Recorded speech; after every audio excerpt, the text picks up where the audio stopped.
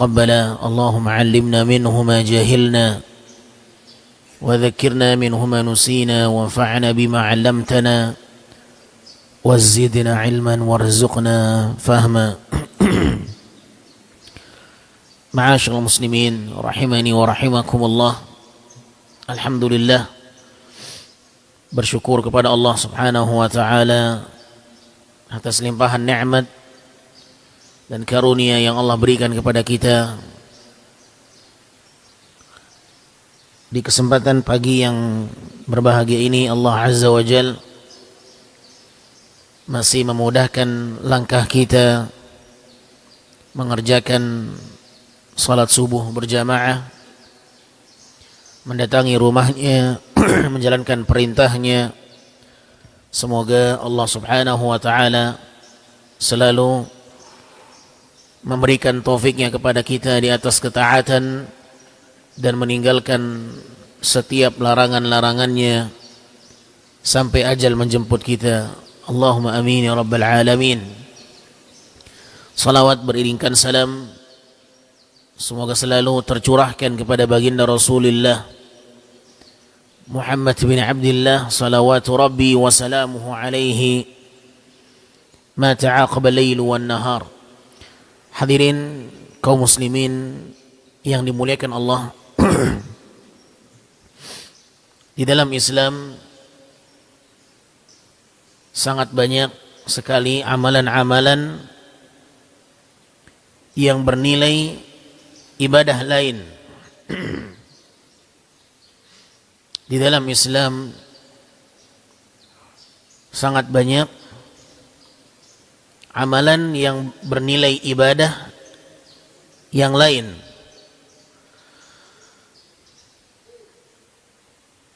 Ibadah A bernilai ibadah B.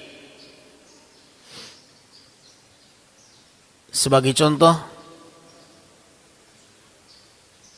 bermajlis ilmu. Di dalam banyak hadis disebutkan barang siapa yang menuntut ilmu maka pahalanya seperti orang yang berjihad. Amalan ini bernilai ibadah yang lain. Rasul sallallahu alaihi wasallam mengatakan, man kharaja fi talabil ilmi fahuwa fi sabilillah hatta yarji'. Barang siapa yang keluar dari rumahnya dalam rangka menuntut ilmu, maka dia seperti orang yang berjihad fi sabilillah sampai dia kembali pulang ke rumahnya. Bahkan menuntut ilmu dijanjikan dengan berbagai amalan ibadah, dinilai dengan berbagai amalan dan ibadah dalam Islam yang begitu banyak. Menuntut ilmu seperti orang yang berjihad. Bahkan terkadang Nabi SAW mengatakan menuntut ilmu seperti orang yang berhaji. Dalam riwayat Imam Tabrani, Nabi SAW mengatakan barang siapa yang pergi ke masjid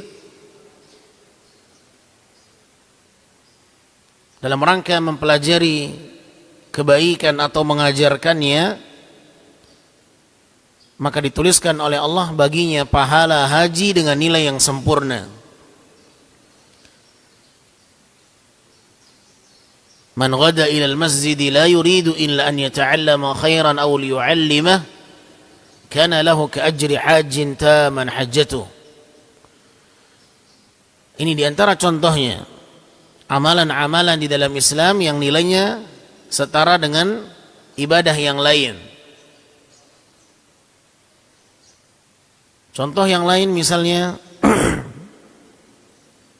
berumrah di bulan Ramadan, nilainya seperti orang yang berhaji bersama Nabi sallallahu alaihi wasallam. Ya. Maka pada kesempatan kali ini kita akan membawakan sebuah pembahasan amalan-amalan yang bernilai puasa. amalan-amalan di dalam Islam yang dinilai oleh Allah Azza wa Jal pahalanya seperti orang yang berpuasa. Dan kita akan membawakan beberapa contoh dari amalan tersebut. Yang pertama,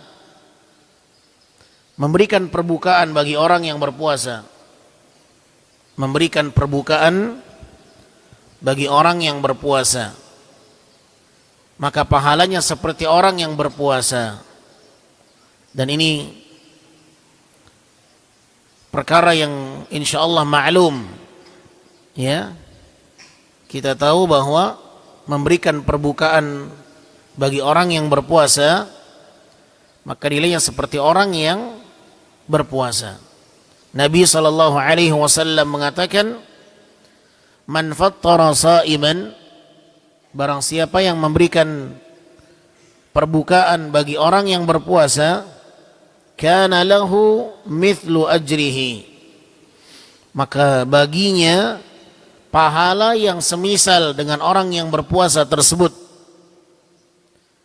Ghaira annahu la yanqusu min ajri sha'imi syai'a, tanpa mengurangi sedikit pun pahala orang yang berpuasa itu. Hadis ini sahih diriwayatkan oleh Imam At-Tirmidzi. Ini contoh atau amalan yang pertama di dalam Islam.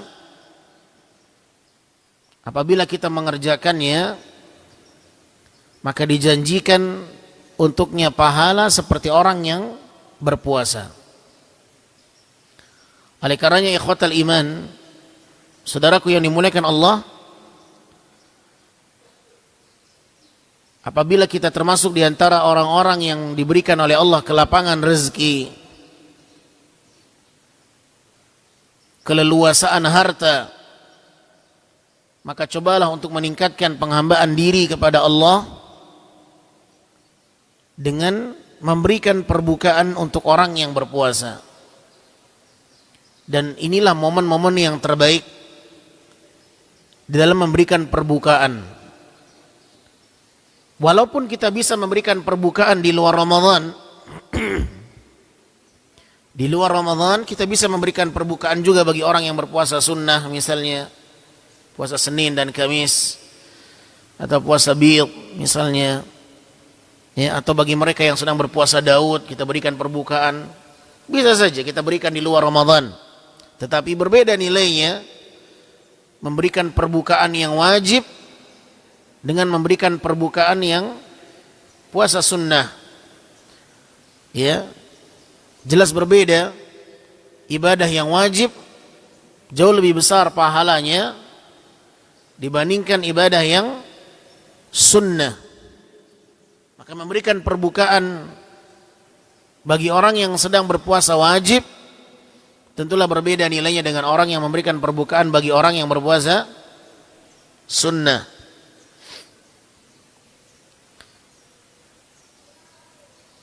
Dan Nabi SAW di dalam hadis ini memotivasi dan mengajak kita semuanya untuk berjuang memberikan bagi sesuatu untuk orang yang berbuka. Dan kita tahu bahwa memberi itu jauh lebih baik dibandingkan menerima, karena dia banyak memberikan manfaat bagi yang lain. Berdasarkan keumuman, tangan di atas lebih baik dibandingkan tangan yang di bawah. Ikhwatal iman yang dimuliakan Allah, satu hal yang tidak boleh kita lupakan di bulan Ramadan ini adalah bulan yang sangat dianjurkan seseorang untuk memperbanyak sedekah. Ya. Ibadah yang sangat diperhatikan oleh Nabi SAW di bulan Ramadan adalah bersedekah. Bukan hanya ibadah fisik, bukan hanya berpuasa, bukan hanya mengerjakan salat, bukan hanya membaca Al-Quran, tetapi ada ibadah harta yang sangat diperhatikan Nabi sallallahu alaihi wasallam. Oleh sebab itu disebutkan dalam hadis Ibnu Abbas radhiyallahu taala anhuma bahwa Nabi SAW adalah orang yang paling dermawan. Wa kana ajwad ma yakunu fi Ramadan. Kemudian beliau mengatakan, dan Nabi sallallahu alaihi wasallam adalah orang yang sangat dermawan lagi ketika berada di bulan Ramadan. Wa kana ajwad ma yakunu fi Ramadan. Dan puncak kedermawanan Nabi sallallahu alaihi wasallam manakala beliau masuk dalam bulan Ramadan. Artinya Nabi sallallahu alaihi wasallam meningkatkan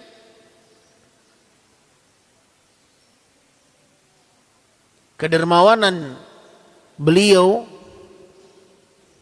dan sedekahnya di bulan Ramadan. Artinya beliau sallallahu alaihi wasallam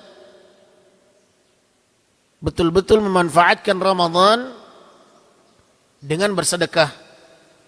Dan ini pernyataan sahabat, ya, menggambarkan bagaimana Nabi sallallahu alaihi wasallam di bulan Ramadan beliau meningkatkan volume grafik sedekahnya, ya, dan beliau dikenal sebagai orang yang sangat dermawan ketika berada di bulan Ramadan. Hadirin yang dimuliakan Allah Subhanahu wa taala, memberikan perbukaan termasuk di antara salah satu pintu sedekah. Dia bisa mensedekahkan hartanya, ya, untuk hal-hal yang lain. Membantu orang yang sedang kesusahan, atau dia berinfak untuk masjid, ya, atau dia mewakafkan, atau dia membelanjakan hartanya untuk orang-orang miskin. Dan banyak pintu-pintu sedekah, dan diantaranya adalah memberikan perbukaan bagi orang yang berpuasa. Dan Nabi sallallahu alaihi wasallam, ma'asyiral muslimin, tidak pernah membatasi apakah harus dengan jumlah yang besar ataukah dengan jumlah yang sedikit, semampunya. Bahkan Nabi memotivasi para sahabatnya untuk bersedekah walau dengan setengah butir kurma. Walau dengan setengah butir kurma. Apa yang tidak mampu bagi kita mensedekahkan setengah butir kurma? Ya. Nabi sallallahu alaihi wasallam mengatakan, "Ittaqun nar walau bisyiqqi tamrah." Jagalah diri kalian dari api neraka walau hanya berinfak setengah butir kurma.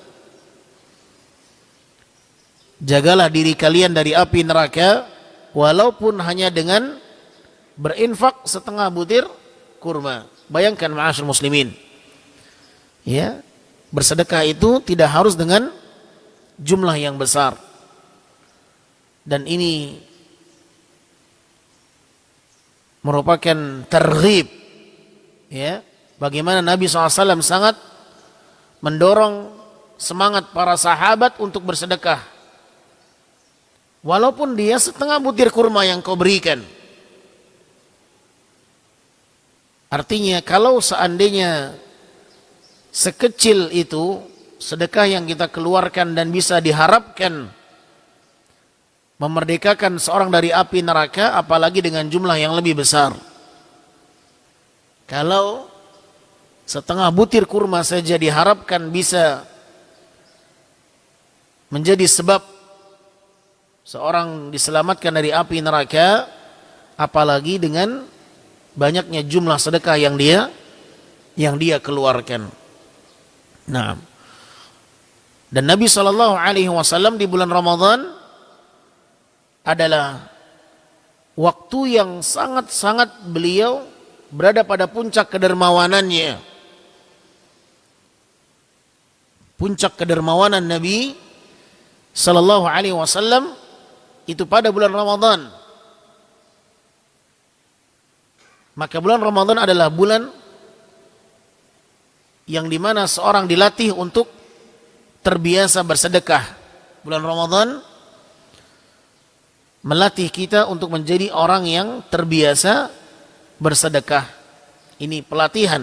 Bulan Ramadan adalah bulan pelatihan, melatih diri menjadi orang yang tidak pelit, melatih diri agar tidak menjadi orang yang bakhil. Ya, maka yang kita contoh dari Nabi di bulan Ramadan bukan hanya bagaimana beliau salat. Yang kita contoh dari Nabi sallallahu alaihi wasallam bukan hanya bagaimana beliau berpuasa. Yang kita contoh dari Nabi sallallahu alaihi wasallam di bulan Ramadan bukan hanya bagaimana beliau sibuk dengan membaca Al-Quran dan mempelajarinya bersama Jibril. Tetapi yang juga harus kita contoh dari Nabi di bulan Ramadan ini adalah bagaimana beliau dengan harta. Bagaimana beliau dengan sedekah. Ya. Maka yang ingin betul-betul memaksimalkan ibadahnya di bulan Ramadan, maka diantaranya adalah ibadah dengan harta. Kalau kita selama ini mungkin ya hanya mengandalkan perbukaan gratis, cobalah Anda yang berperan untuk memberikan perbukaan itu. Kalau selama ini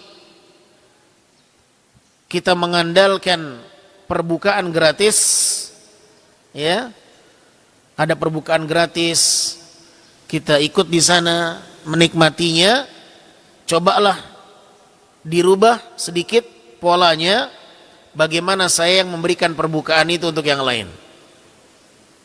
Masih tersisa beberapa hari ke depan, ya, dan jangan pernah menunda kebaikan, karena boleh jadi inilah momen kita yang terakhir sebelum datangnya Ramadan di tahun depan. Boleh jadi kita tidak berjumpa dengan Ramadan di tahun yang akan datang. Nah, dan perlu dihadirkan kembali apa keistimewaan sedekah, ma'asyiral muslimin, agar kita bersemangat untuk bersedekah. Ya, penting untuk kembali menghadirkan kemuliaan sedekah dan keistimewaannya agar kita termotivasi mendermakan harta kita di jalan Allah Subhanahu wa taala. Saudaraku yang dimuliakan Allah, di antara keistimewaan menginfakkan harta kita, sedekah kita di jalan Allah Subhanahu wa taala, bahwa nanti pada hari kiamat sedekah yang kita keluarkan ini dia akan menjadi penolong, naungan yang memberikan perlindungan bagi seseorang di hari kiamat dari panasnya cuaca di hari yang sangat mengerikan. Sedekah dan harta yang kita infakkan di jalan Allah pada hari kiamat nanti akan dirubah oleh Allah menjadi naungan yang bisa melindungi seseorang dari cuaca yang sangat panas di hari yang sangat mengerikan. Kita tahu bahwa Nabi menyampaikan kondisi bagaimana hari kiamat ketika terjadi, di mana Allah mendekatkan matahari hanya jarak 1 mil,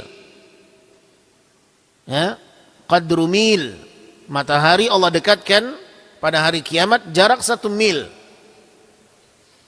sekitar 1,6 kilo atau 1,7 kilo. Itu jarak matahari dengan manusia nanti pada hari kiamat.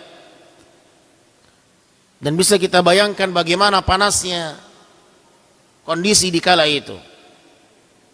Sekarang saja jarak matahari yang sangat jauh dari bumi panasnya luar biasa, padahal jaraknya adalah mungkin ratusan bahkan ribuan kilo, jutaan kilo. Tetapi panasnya matahari kita bisa merasakan luar biasa. Bagaimana kalau seandainya nanti di hari kiamat jaraknya cuma 1,7 kilo, 1 mil. maka panas yang sangat membakar luar biasa, dan manusia akan mengeluarkan keringat, dan keringat itu bisa menenggelamkan seseorang pada hari kiamat. Ada yang menenggelamkan perutnya, ada yang menenggelamkan sampai batas mulutnya. Disebutkan dalam hadis dan riwayat demikian.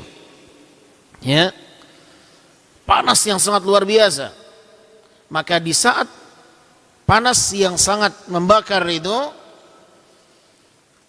ada naungan dan perlindungan yang Allah berikan untuk hambanya. Naungan yang melindungi manusia dari panasnya hari kiamat. Dan di antara naungan yang Allah akan siapkan untuk hambanya di saat itu adalah naungan yang datang dari apa yang pernah dia sedekahkan di jalan Allah.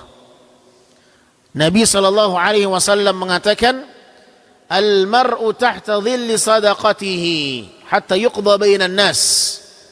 Kata Nabi SAW, seseorang pada hari kiamat nanti akan berada di bawah naungan sedekahnya. Seseorang pada hari kiamat akan berada di bawah naungan dan perlindungan sedekahnya. Ya. Sehingga dia akan merasakan nyaman, dia akan merasakan tenangnya, kondisi nyamannya, keadaan adem. Ya. Bagaimana sekiranya kita berteduh dari terik panas, cuaca matahari yang sangat panas di siang hari, kita berteduh, kita mencari tempat yang bisa menaungi kita, kita mencari pohon yang rindang atau bangunan yang bisa melindungi kita dari panas matahari, kita akan merasakan kenyamanan. Maka demikian halnya juga ma'asyil muslimin pada hari kiamat. Ya, sedekah yang pernah kita keluarkan di jalan Allah akan Allah buat dia seperti naungan yang bisa melindungi seseorang dari panasnya matahari. Semakin banyak yang dia keluarkan di jalan Allah, maka diharapkan naungannya pun semakin besar, perlindungannya pun semakin besar, dan kenyamanannya pun semakin besar yang akan dia dapatkan karena banyaknya infak yang dia keluarkan di jalan Allah Subhanahu wa ta'ala. Maka saudaraku yang dimuliakan Allah, berusahalah untuk memberi, bukan hanya menerima. Berusahalah untuk memberi, bukan hanya menerima. Ini momennya Ramadan. Bagaimana kita memberi, bagaimana kita memberikan perbukaan, bagaimana kita bersedekah, ya.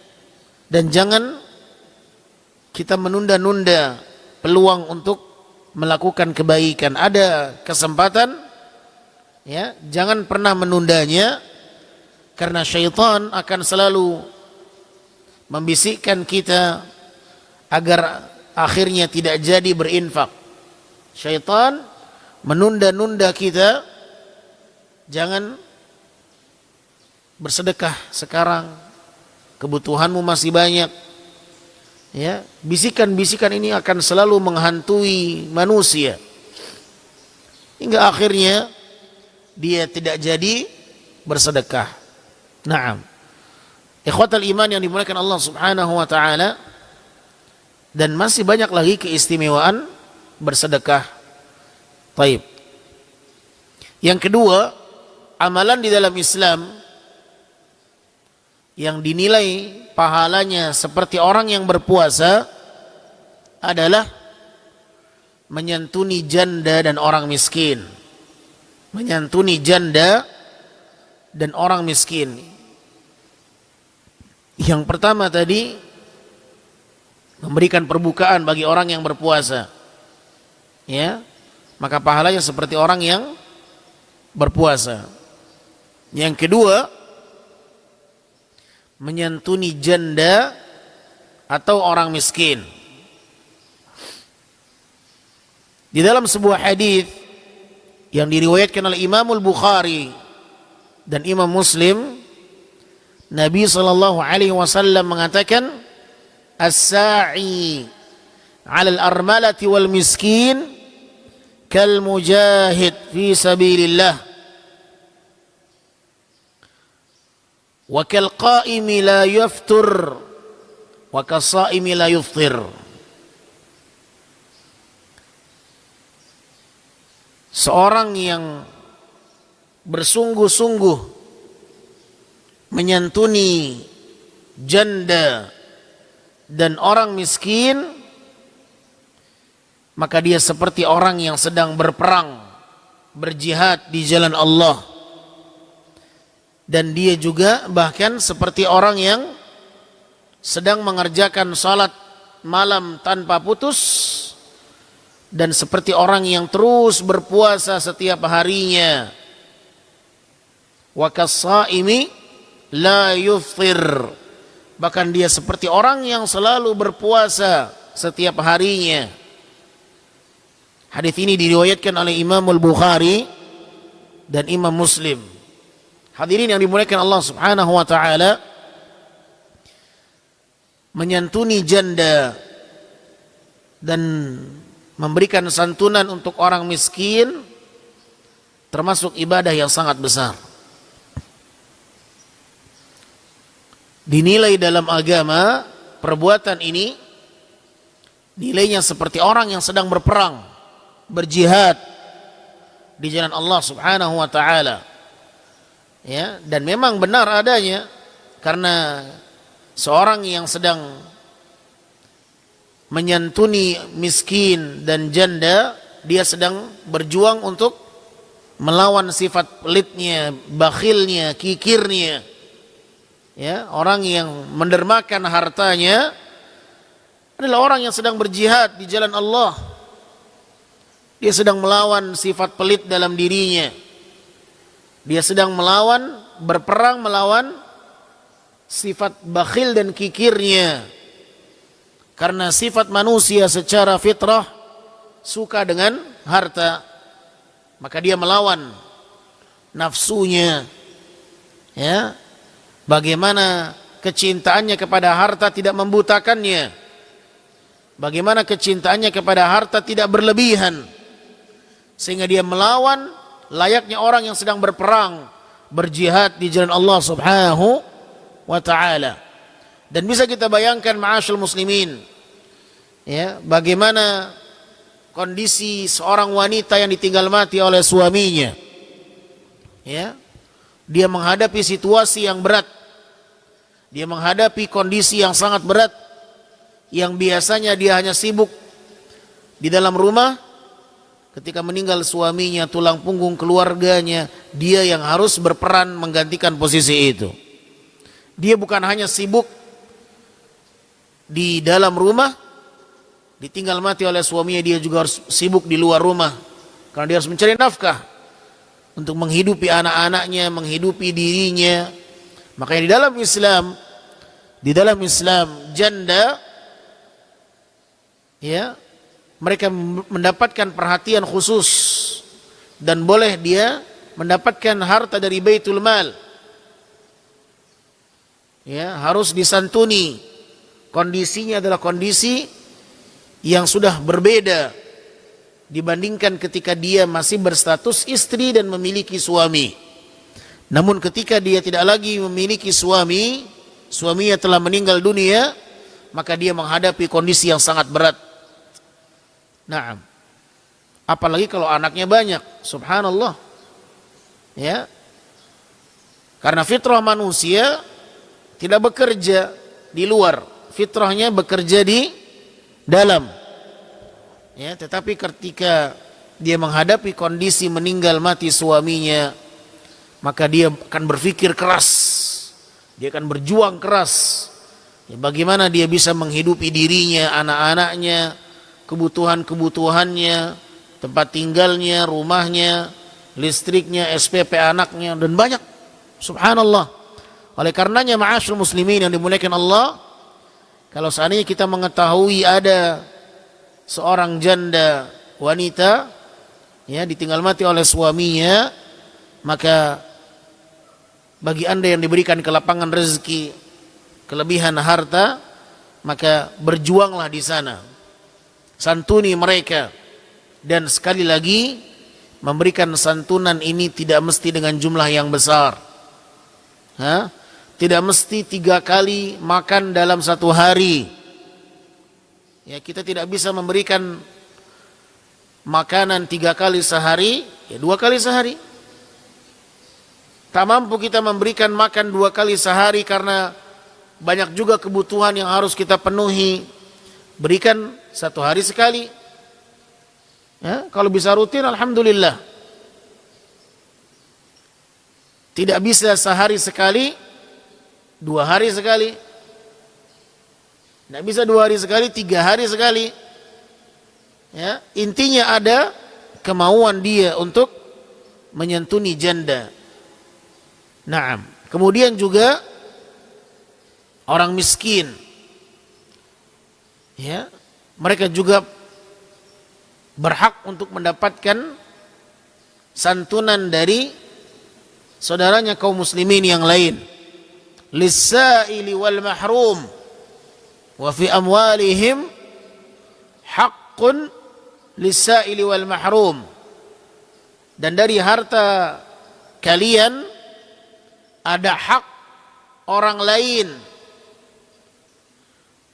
orang yang meminta-minta dan orang yang tidak meminta-minta. Lis-sa'ili wal mahrum. Dan dari harta kalian, dari harta mereka, ada hak orang-orang yang meminta-minta dan ada hak orang yang tidak meminta-minta.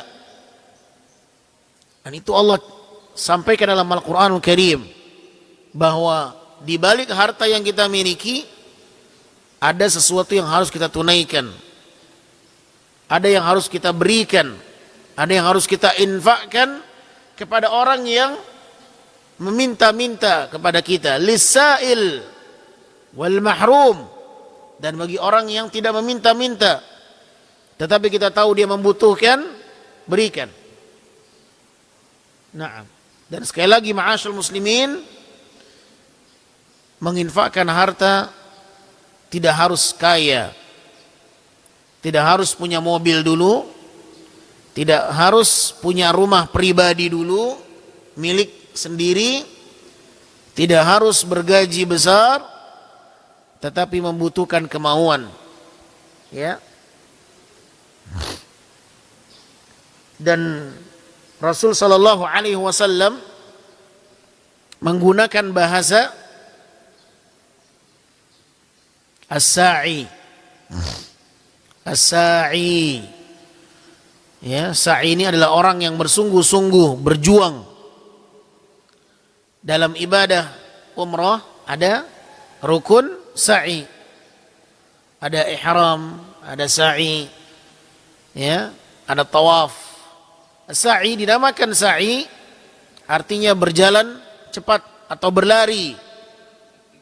Ya, ada kesungguhan, karena memang sa'i ini dipelopori oleh istrinya Nabi Ibrahim yang sedang berjuang mencari minuman untuk anaknya Ismail.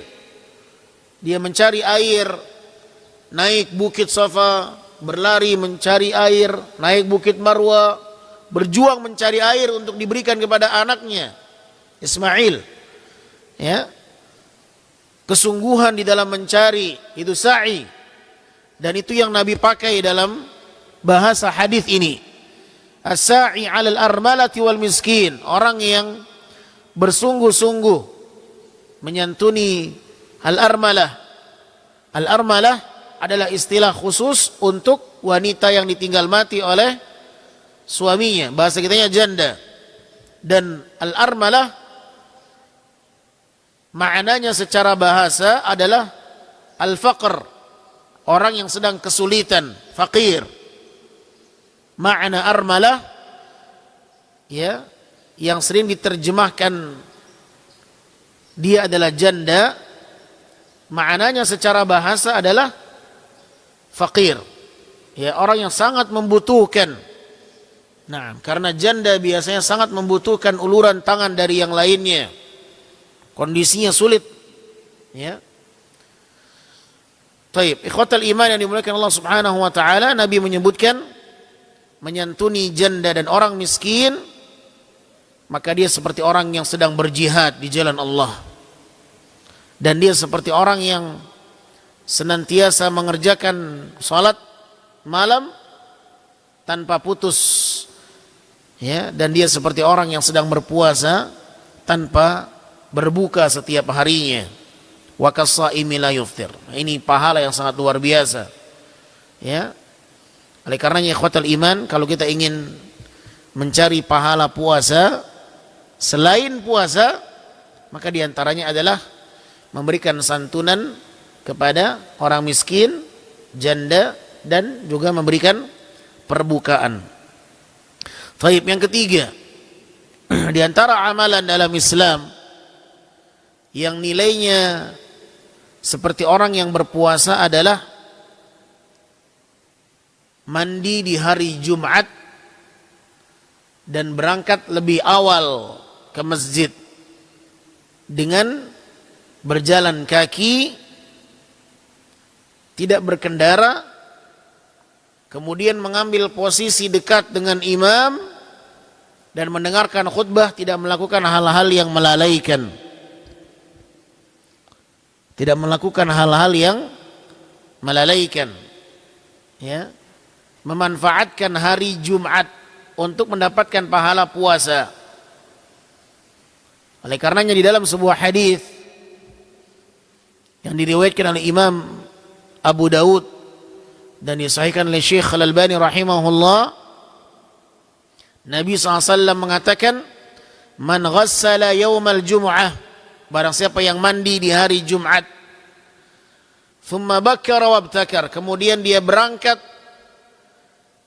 di awal pagi ke masjid di hari Jumat.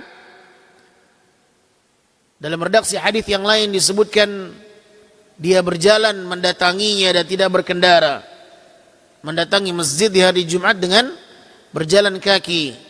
Wa masya wa lam yarkab, dia berjalan dan tidak berkendara. Wadana minal imam, dan dia mendekat dengan posisi imam, mengambil posisi yang jaraknya dekat dengan imam, seperti di area ini, bukan di belakang, bukan di sudut, bukan di luar, langsung mengambil posisi depan. Ya. Kemudian syarat yang kelima, dan dia mendengarkan khutbah dengan seksama dan tidak melakukan hal-hal yang melalaikan. Walam yalghu, tidak bermain, tidak berbicara, tidak ngobrol, ya. Tidak melakukan hal-hal yang melalaikan, tidak sibuk dengan gadgetnya, media sosialnya. Sesaat dia hentikan, fokus ya di hari Jumat dengan hal-hal yang tidak melalaikan. Apa kata Nabi sallallahu alaihi wasallam? Kana lahu bi kulli khutwatin amalu sanah ajru siyamiha wa qiyamiha. Maka setiap langkahnya dihitung oleh Allah, berpuasa dan salat malam selama 1 tahun. Setiap langkahnya dinilai oleh Allah, dihitung oleh Allah, berpuasa dan mengerjakan salat malam selama 1 tahun full. Itu yang akan Allah berikan pahalanya. Jadi manfaatkan hari Jumat untuk mendapatkan pahala puasa. Bagaimana caranya?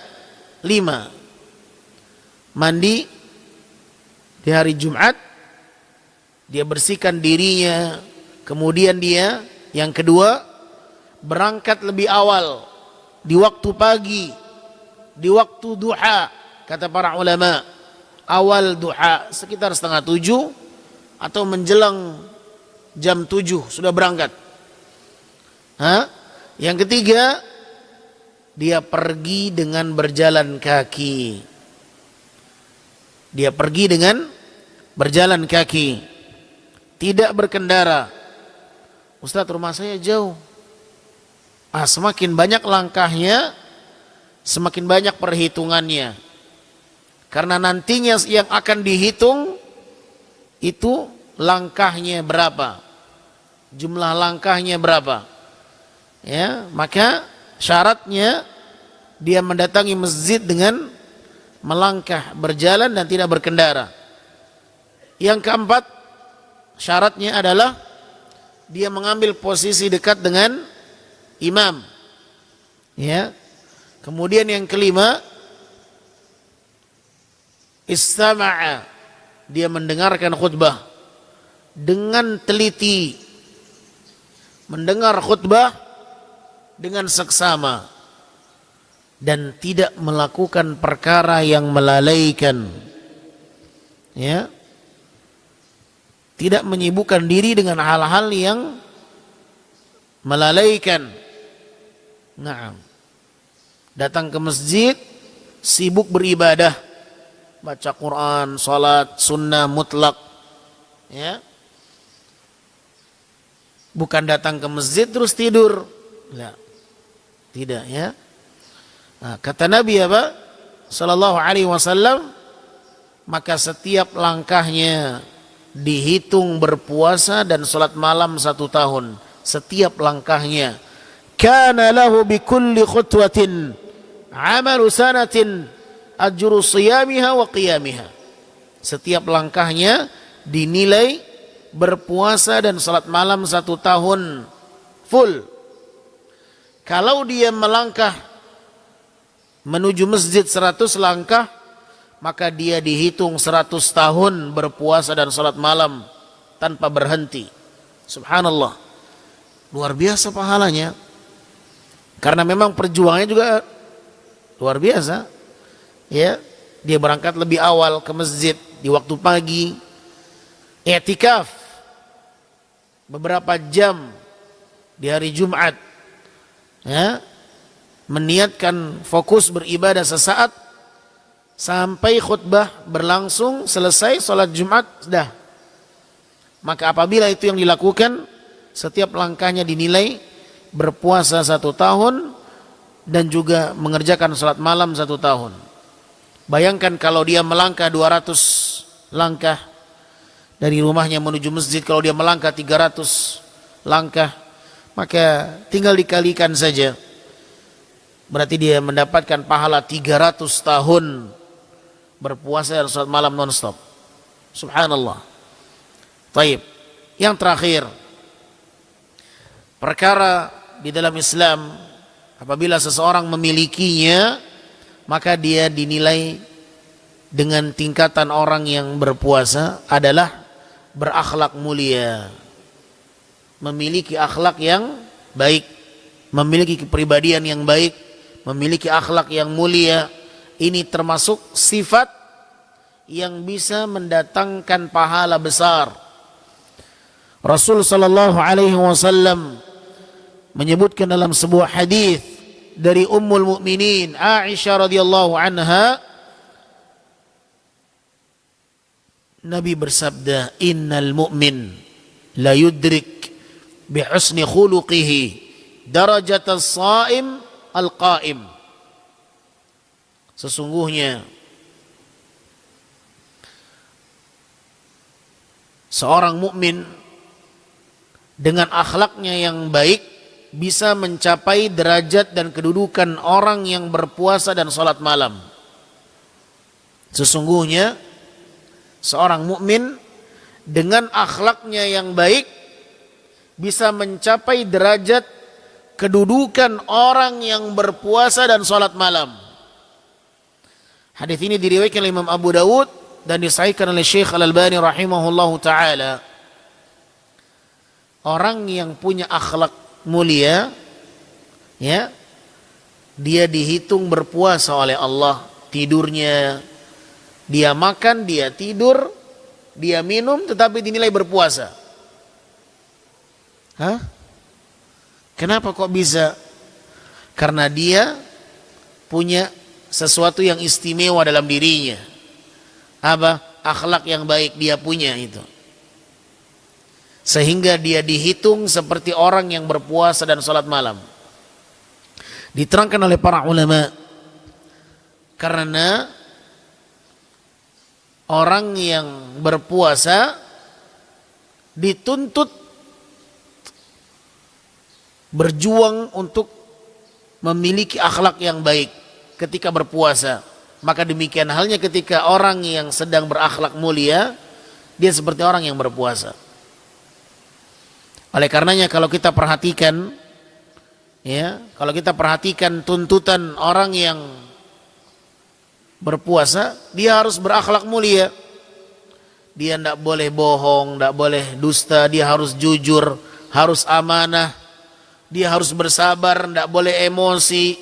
Kata Nabi apa? Kalau ada orang yang mencacimu, mencelamu, katakan saya sedang berpuasa, harus bersabar. Orang yang puasa itu tuntutannya harus bersabar, tidak boleh emosi, tidak kepancing emosi, pengendalian diri, harus bersabar, berlapang dada. Itu karakter orang yang sedang berpuasa, itu tuntutannya. Tidak boleh berbohong, tidak boleh berdusta, tidak boleh berkhianat. Nabi mengatakan dalam riwayat Bukhari Muslim, barang siapa yang tidak meninggalkan perkataan dusta dan perbuatan dusta, maka Allah tidak butuh dengan lapar dan dahaganya dia ketika berpuasa. Allah tidak butuh makanan dan minuman yang dia tinggalkan ketika berpuasa. Laisa lillahi haja fi an yada'a ta'amahu wa syarabahu. Allah tidak butuh dengan puasa orang yang berdusta, berbohong. Naam. Lihat ma'asyiral muslimin, menunjukkan bahwa orang yang berpuasa dituntut untuk berakhlak mulia. Makanya orang yang berakhlak mulia, orang yang memiliki akhlak yang baik, dia seperti orang yang sedang berpuasa. Karena tuntutan orang yang berpuasa harus berakhlak baik selama berpuasa. Karena kalau dia berpuasa tetapi tidak punya akhlak yang baik, percuma puasanya. Berpuasa tapi juga terus bohong, dusta, berkhianat, menyelisihi janji, melakukan kebiasaan orang-orang munafik. Naam. Carut marut, lisannya tidak dijaga, ucapannya tidak terkontrol, emosinya tidak terkendali, tidak ada kesabaran, tidak ada sifat berlapang dada, tidak ada akhlak yang baik dari cerminan dia ketika berpuasa, maka dikhawatirkan puasanya seperti orang yang lapar dan haus saja nilainya. Makanya orang yang berpuasa itu tuntutannya akhlak yang baik. Dia dituntut untuk memiliki akhlak yang baik. Tidak boleh ini, tidak boleh ini, tidak boleh ini, tidak boleh ini, tidak boleh ini. Maka demikian halnya juga orang yang berakhlak baik dinilai seperti orang yang sedang berpuasa. Innal mu'min la yudrik bi husni khuluqihi darajat as-sa'imil qa'im. Kata Nabi SAW, sesungguhnya orang mukmin dengan akhlaknya yang baik bisa mencapai derajat orang yang berpuasa dan salat malam. Ini beberapa amalan, perkara yang apabila dilakukan dan dimiliki oleh seseorang, maka dia bisa mendapatkan pahala puasa. Dan yang paling mudah mendapatkan pahala puasa adalah akhlak yang baik. Berakhlak baik. Kita menjaga diri kita dengan akhlak yang baik, maka selama kita memiliki karakter dan akhlak yang baik itu, dan selama itu pula dia dinilai berpuasa oleh Allah Subhanahu wa ta'ala. Dia tidur, dia makan, dia minum, dia dinilai berpuasa oleh Allah Subhanahu wa ta'ala. Kenapa? Karena ada akhlak yang baik dalam dirinya. Semoga Allah Subhanahu wa ta'ala memberikan kepada kita taufiknya untuk senantiasa melakukan kebaikan-kebaikan dari segala pintu yang bisa kita lakukan, dan semoga Allah berikan kita semangat di dalam berpacu dalam ketaatan sampai akhir dan ajal menjemput kita. Allahumma amin ya rabbal alamin. Sampai di sini pembahasan yang bisa kita sampaikan, mudah-mudahan bermanfaat. Kurang dan lebihnya saya mohon maaf. Wabillahi taufiq. Subhanakallahumma wa bihamdika asyhadu an la ilaha illa anta astaghfiruka wa atubu ilaik. Wassalamualaikum warahmatullahi wabarakatuh.